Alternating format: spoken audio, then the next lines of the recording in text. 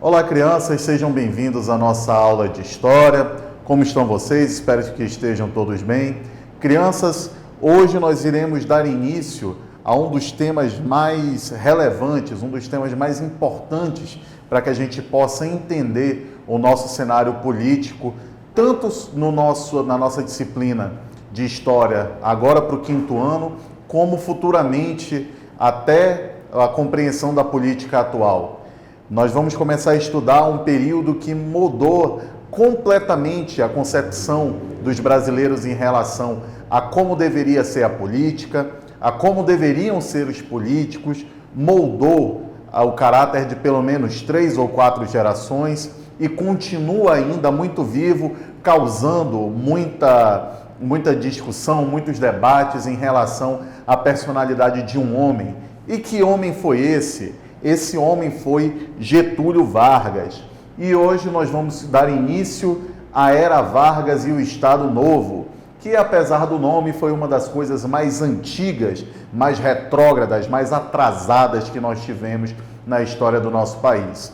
Apesar de existir um contraste nas atitudes de Getúlio Vargas, o seu pensamento em relação aos trabalhadores, o seu pensamento em relação a como deveria ser o novo Brasil, o Brasil mais moderno, em algumas situações, principalmente durante os anos iniciais do Estado Novo, ele se demonstrou uma pessoa extremamente autoritária, que queria comandar o Brasil e, entre outras coisas, ter o poder absoluto, dissolver a democracia e governar o nosso país de forma autoritária, tá bom? Mas vamos começar que durante essa aula vocês vão entender um pouco, principalmente entender em relação ao Estado Novo, e como é um assunto muito complexo, nós iremos dividir em 2 aulas.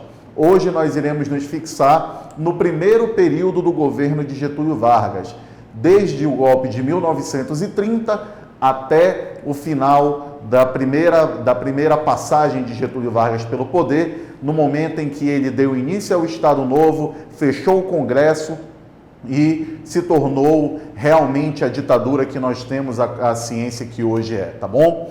No nosso livro, na página 58, vamos começar a leitura. Vamos lá. A Era Vargas, mudanças na política e na economia. No capítulo 4, você aprendeu que os operários lutaram para conquistar melhores condições de trabalho. Durante a década de 1920, as greves continuaram.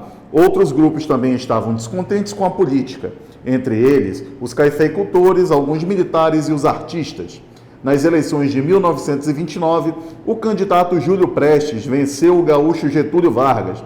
Novamente, um paulista ocuparia a presidência da República. Não satisfeitos com os resultados, os opositores de Júlio Prestes organizaram um golpe de Estado. O golpe contou com o apoio de militares e das elites regionais de Minas Gerais, Rio Grande do Sul e Paraíba. Com isso, Getúlio Vargas assumiu a presidência. Esse fato ficou conhecido como Revolução de 1930 e marcou o fim da Primeira República. Vamos lá.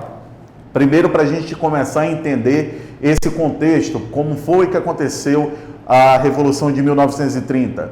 Nós tínhamos 2 principais candidatos à presidência da República. Lembrando que nós estávamos tentando sair daquele período do café com leite, em que somente presidentes mineiros e presidentes paulistas conseguiam chegar até o posto maior da nossa República. O que aconteceu? Surgiu Getúlio Vargas, e Getúlio Vargas era uma figura extremamente carismática. Nesses primeiros anos ele se apresentava como uma figura bem carismática, ele teria alguma chance de vitória, mas acontece que a maioria da população ainda acreditava nos candidatos paulistas e seguiam a máquina eleitoral, como a gente chama, seguia apoiando os candidatos paulistas. No caso, Washington Luiz, que era o presidente anterior, trabalhou firmemente para que o seu candidato, apoiado por ele, que no caso aqui foi o Júlio Prestes, conseguisse ser eleito. E o Júlio Prestes foi eleito, infelizmente alegaram um golpe, alegaram que houve fraude nas eleições, que as eleições não eram dignas, Enfim, há uma série de relatos, de documentos, inclusive que afirmavam que o Júlio Prestes estaria ligado ao movimento nazista.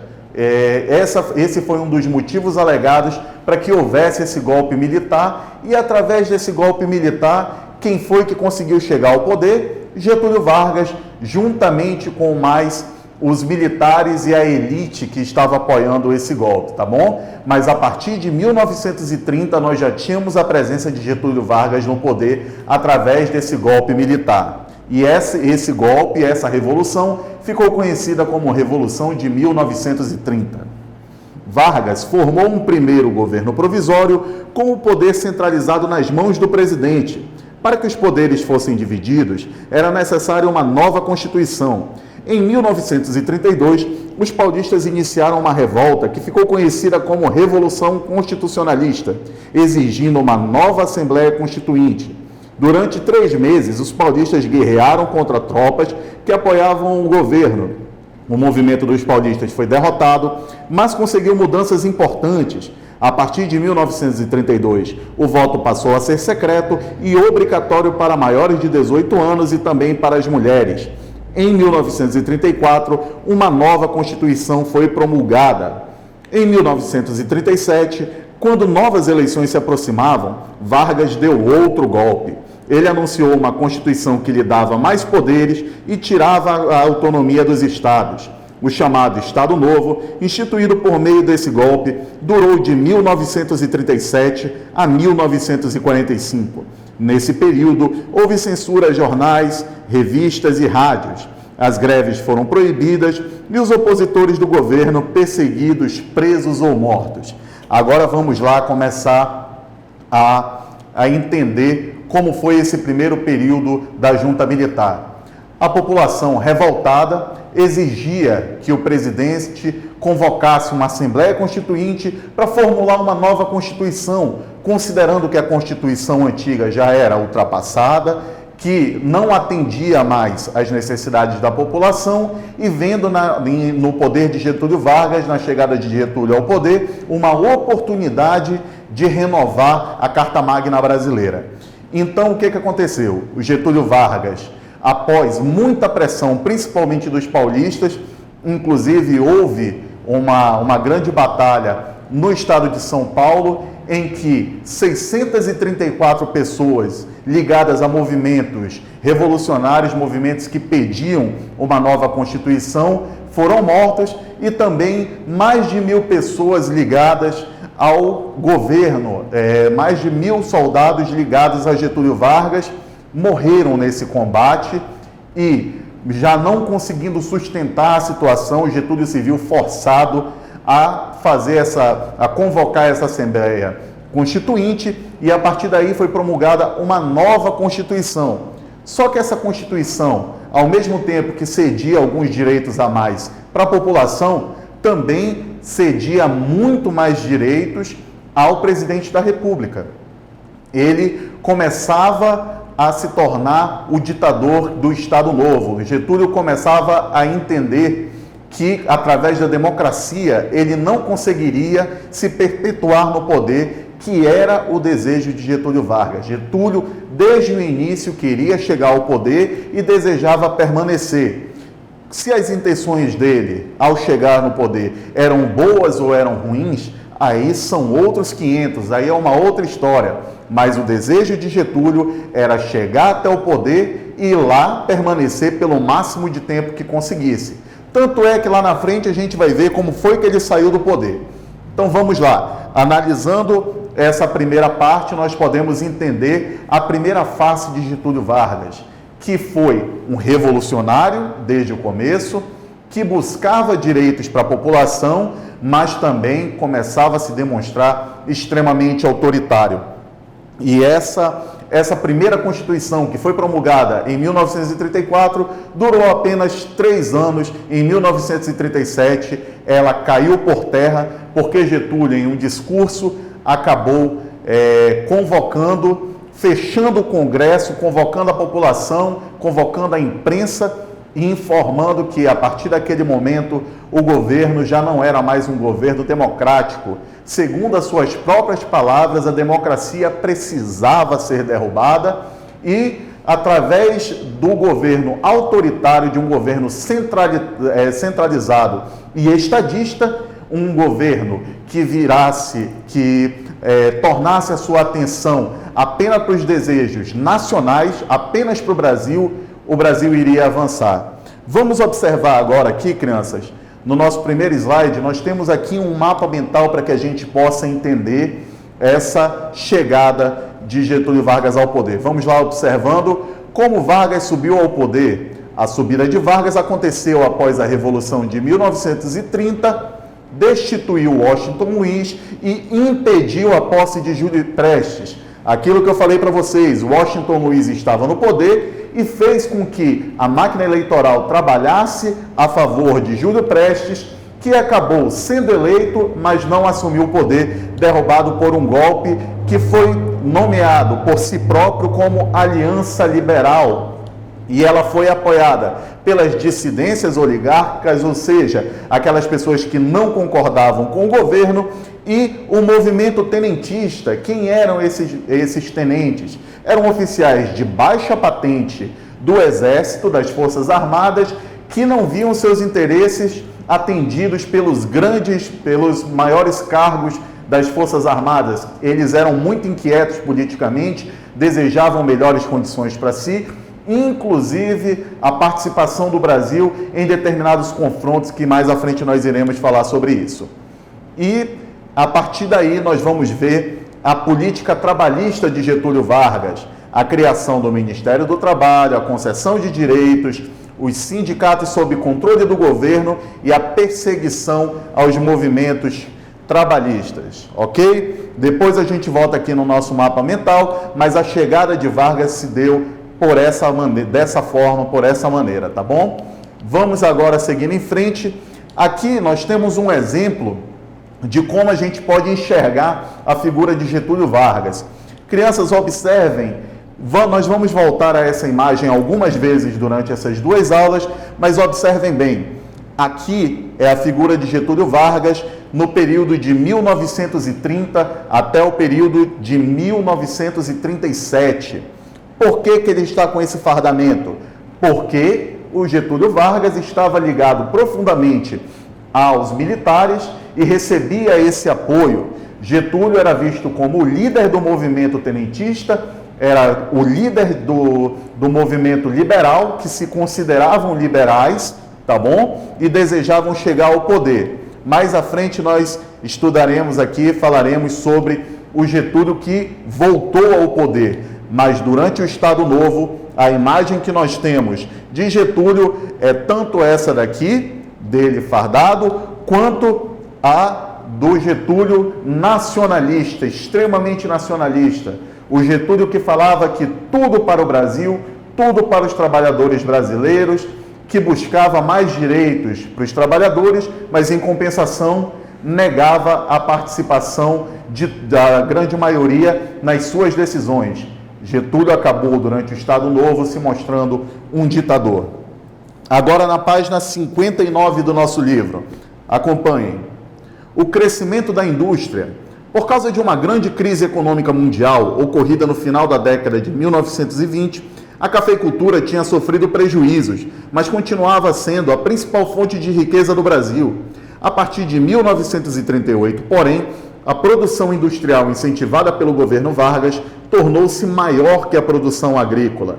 Para garantir o desenvolvimento industrial, foram criadas no início dos anos 1940 a Companhia Vale do Rio Doce, a atual Vale, que cuidava da extração de minérios como ferro, níquel e outros, e a Companhia Siderúrgica Nacional de Volta Redonda. O governo Vargas criou também empresas de transporte, navegação e energia. Esse crescimento industrial gerou muitos empregos, principalmente na região sudeste, onde ficava a maioria das fábricas e indústrias. Você sabe que ocupou esses empregos? Muitas pessoas e famílias de outras regiões do país, principalmente do norte e nordeste, começaram a migrar para São Paulo e Rio de Janeiro. Elas vinham em busca de trabalho e melhores condições de vida. Então vamos lá, crianças, observem primeiro algumas curiosidades. Getúlio Vargas já queria abandonar aquele Brasil agrário, aquele Brasil que se sustentava a partir do café, aquele pensamento cultural da época que afirmava que o Brasil era o café e o café era o Brasil e vice-versa, ok? Ele não acreditava mais nessa possibilidade e enxergava a necessidade do Brasil de se modernizar, de buscar industrialização e a partir da industrialização o Brasil ter um progresso mais eficaz, mais efetivo, tá bom? Então o que aconteceu? Ele buscou a criação de novas indústrias, principalmente as indústrias estatais, aquelas indústrias que eram controladas pelo governo. Ele incentivava a criação das indústrias, mas essas indústrias iam ficar sob o seu poder, sob a sua tutela, sob o seu comando, ok? E outra coisa que nos é explicado nesse pequeno trecho é essa grande questão de migração dentro do nosso país. Observem, crianças, que durante esse período se inicia esse êxodo que as pessoas realizavam do Nordeste e do Norte em direção ao Sudeste. E por que acontecia? Melhores condições de trabalho, melhores condições de vida, oportunidades de emprego nas indústrias que surgiam, enfim, também as condições climáticas. Quem morava no Nordeste buscava fugir da seca, fugir da fome, ok? Então, esses são alguns motivos. Já desde esse período começou essa migração mais intensa dos nordestinos em direção a São Paulo e ao Rio de Janeiro. E também nos explica o porquê desse desenvolvimento maior destas cidades, já que em São Paulo e no Rio de Janeiro se concentravam as maiores indústrias, se concentravam as melhores oportunidades de emprego. É uma questão de consequência as duas cidades se tornarem as principais do país, ok? Vamos seguindo em frente na página 60. Os trabalhadores conquistam direitos. Você lembra quais eram os principais problemas dos trabalhadores nas primeiras décadas do século XX? Baixos salários, muitas horas de trabalho, falta de higiene nos locais de serviço, entre outros. Esses problemas originaram muitas greves que aconteceram no período, reivindicando melhores condições de trabalho. Após 1930, o governo criou várias leis trabalhistas, ou seja, leis para proteger o trabalhador. Uma delas garantia o salário mínimo, outra fixava o horário de trabalho. Em 1943, todas as leis trabalhistas foram reunidas num conjunto de leis chamado Consolidação das Leis do Trabalho, a CLT. Essa nova medida tratou dos direitos e deveres dos empregadores e empregados. Estabelecia o direito a férias, descanso semanal pago, segurança, saúde e higiene no local de trabalho.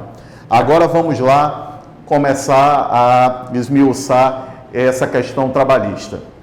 Getúlio Vargas enxergava a necessidade de ter o apoio popular. Ele sabia que a população, a força que a população tinha no momento em que se rebelava contra o seu governante. Então ele precisava desse apoio popular. Getúlio sempre foi um líder populista, era enxergado como um líder populista e muito carismático, como eu já falei para vocês. Então, o que ele fez? Ele começou a estabelecer normas e regras que iriam nortear o trabalho no país.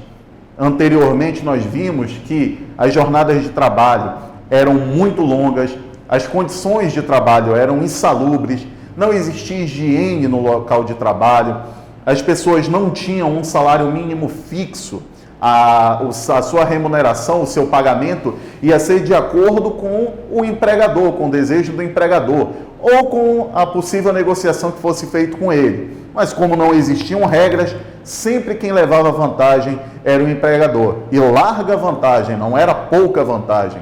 As pessoas trabalhavam muito, final de semana também era dia de trabalho. Isso só foi começar a ser organizado, só foi esquematizado como seria a rotina de trabalho que nós conhecemos hoje a partir do governo de Getúlio Vargas. E principalmente a instituição do salário mínimo. Por que o salário mínimo é tão importante? porque nenhum trabalhador iria receber menos do que aquele piso estabelecido pelo governo.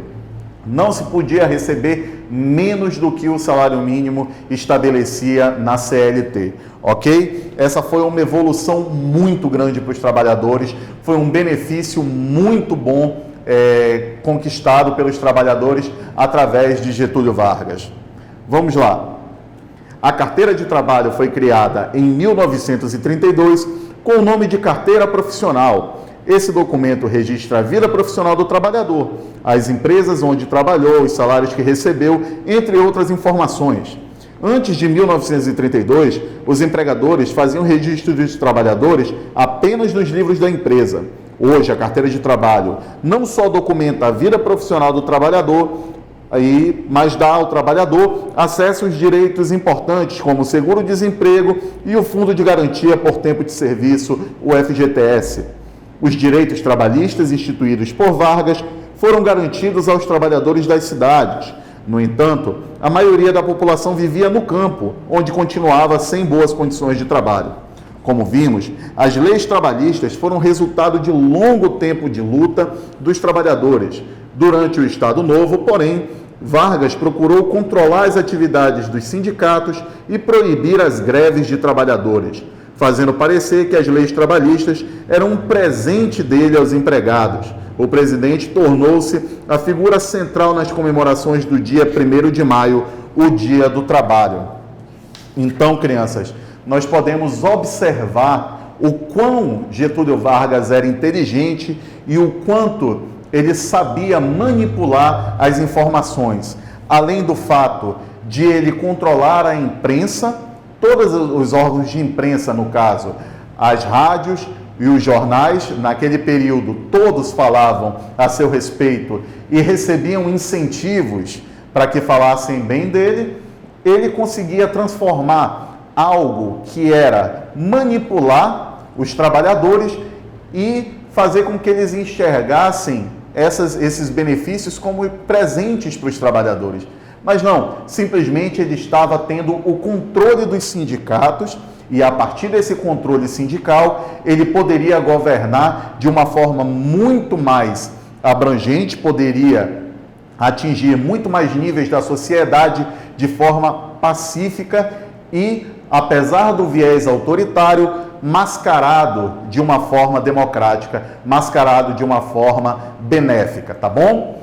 Com essas informações, nós encerramos a nossa aula de hoje, tá bom? Eu peço a vocês, nós teremos os exercícios na página 59 e 61, tá bom? Respondam os exercícios, são importantes para a fixação do conteúdo e na próxima aula nós iremos continuar o nosso assunto sobre Getúlio Vargas. Só para ilustrar, aqui nós temos essas duas imagens. Essa imagem aqui mostra o primeiro período de Getúlio Vargas no poder, tá bom? Durante o período da junta militar, em que ele não era o presidente ainda. Getúlio ainda não era presidente nesse período, mas era líder dessa junta militar. E aqui, justamente o dia do discurso de Getúlio Vargas, em que ele fecha o Congresso e institui o início do Estado Novo. Aí sim, Getúlio era presidente, mas a partir do momento que fecha o Congresso e impede qualquer tipo de atitude contra o seu poder autoritário, ele pode ser considerado um ditador, tá bom? Ele já não é mais um presidente e é um ditador. E aqui nós vamos ver essa primeira parte da nossa aula. O Estado Novo de 1937 até 1945, tá bom? Vargas era considerado um ditador, era um ditador popular, apesar de sua popularidade, apesar de o povo clamar pela sua continuidade no poder, ele era um ditador. Isso é incontestável. A modernização do Estado, aliás, o sistema político do Estado Novo, em que o controle todo era exercido pelo presidente, nós não tínhamos mais Câmara, nós não tínhamos mais Congresso, não tinha parlamento, era a figura do presidente centralizando todos os poderes. E a modernização do Estado, a centralização política e a reforma administrativa. nós verificamos que o Brasil buscava essa industrialização e buscava abandonar esse passado agrário, visando o crescimento trazido pelas grandes indústrias, tá bom? Intervenção do Estado na economia, por quê? Porque quem controlava as grandes empresas que surgiam era o presidente, já que essas empresas eram empresas estatais e deviam se reportar à presidência da República. Na próxima aula nós falaremos sobre o enfraquecimento e a queda do Estado Novo e os limites da redemocratização, mesmo porque ainda não é o fim da Era Vargas, tá bom? Nós vamos terminar aqui a nossa aula no auge de 1945, em que o Estado Novo ainda imperava sobre o nosso Brasil, tá bom? Muito obrigado pela atenção de vocês. Se ficou alguma dúvida, não esqueçam de mandar no plantão de dúvidas, tá bom? Nós teremos correção ao vivo e assim que as dúvidas forem surgindo, nós vamos sanando, tá? Muito obrigado e até a próxima aula. Até mais.